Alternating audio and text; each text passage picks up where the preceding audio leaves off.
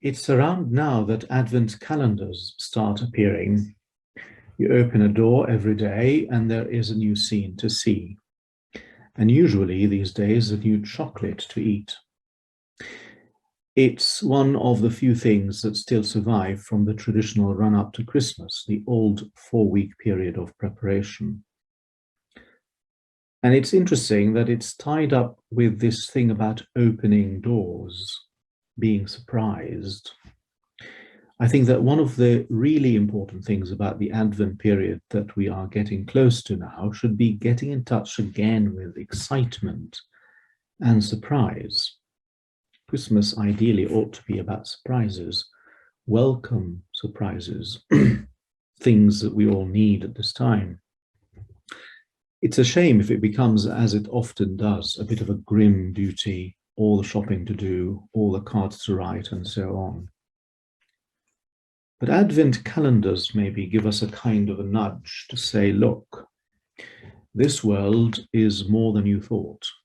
Under the surface, there can be wonderful things, new things to find out about yourself, each other, and the whole world you live in.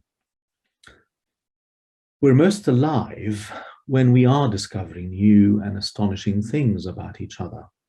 It's what happens, of course, when people fall in love, which is why love is, for most of us, the thing that more than anything else makes us feel alive.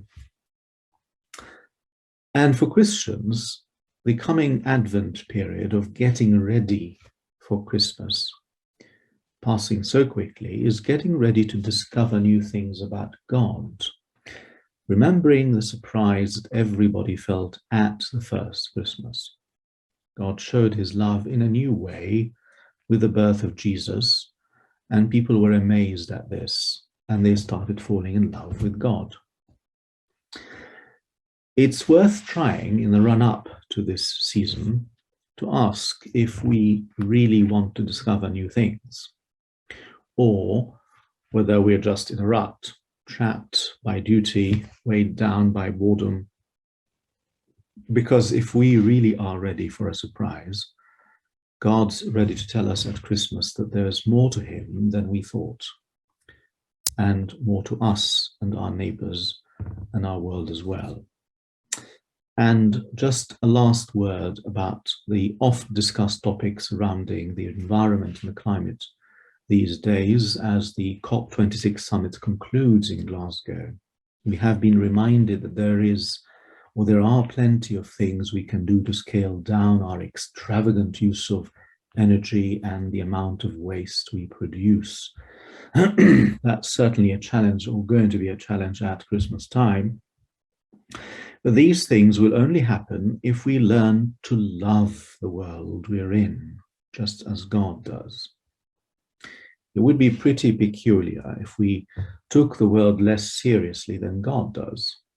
And I suppose that's why Christians and other religious people are so concerned about the events of the Glasgow summit this year.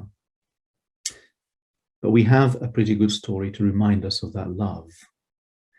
And of course, Liverpool has a good song to remind us about love. All you need is love.